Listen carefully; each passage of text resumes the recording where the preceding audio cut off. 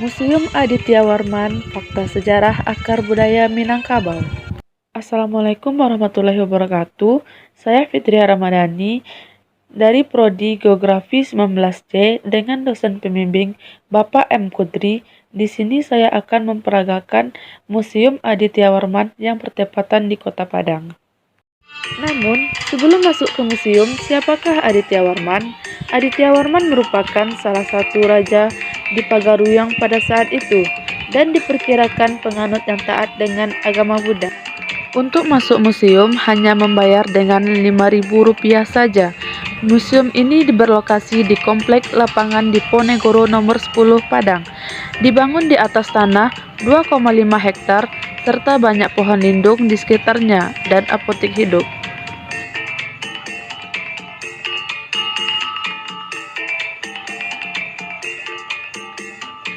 Di depan museum, ada pula sosok patung pejuang dengan memegang senjata bambu runcing di tangannya.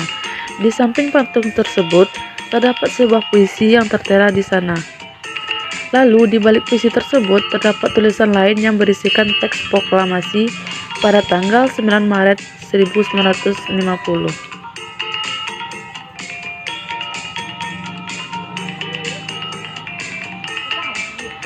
Seperti yang telah disebutkan sebelumnya, gedung Museum Aditya Warman merupakan bangunan bergonjong yang memiliki atap menyerupai tanduk. Sekarang saatnya untuk mengetahui keunikannya dari dalam. Koleksi-koleksi yang ada di dalam museum telah tertera rapi dengan informasi singkat yang cukup edukatif. Koleksi barang sebanyak 6.000 koleksi di dalam museum telah disusun dengan berbagai tingkatan koleksi dimulai dari arkeologika, biologika, etnografika, biologika, geologika atau geografika, historika, keramologika, teknologika, dan seni rupa.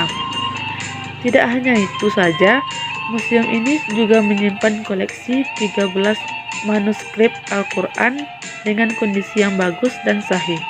Menurut informasi museum, kertas yang digunakan merupakan kertas berkualitas Erop dan terdapat cap kertas Pro Patria dan singa berpegang pada koleksi ini.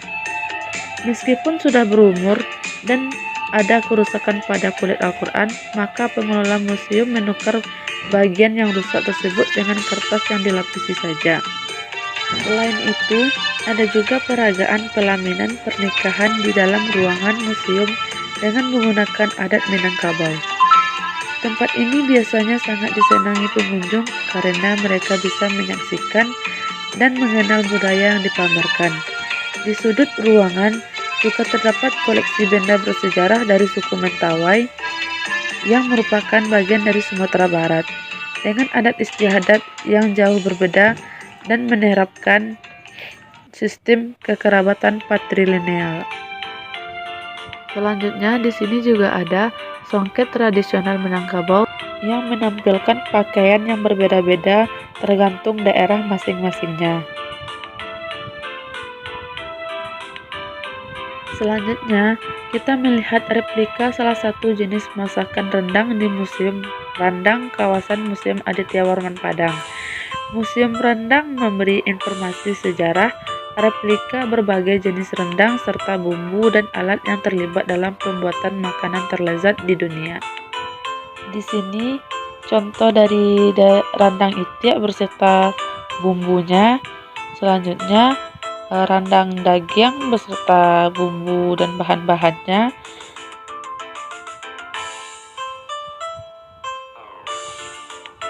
Terakhir yaitu rendang rabu beserta bahan dan alatnya. Yuk guys, selanjutnya kita masuk ke pembuatan dan penglihatan tentang kalio jengkol.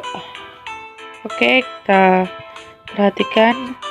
Dan ini alat untuk memasak pembuatan rendang yang kita lakukan dalam sehari-hari.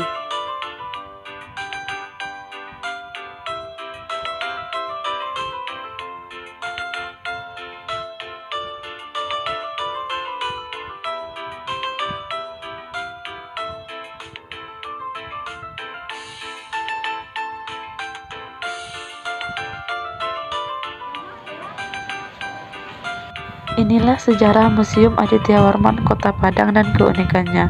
Semoga bermanfaat ya.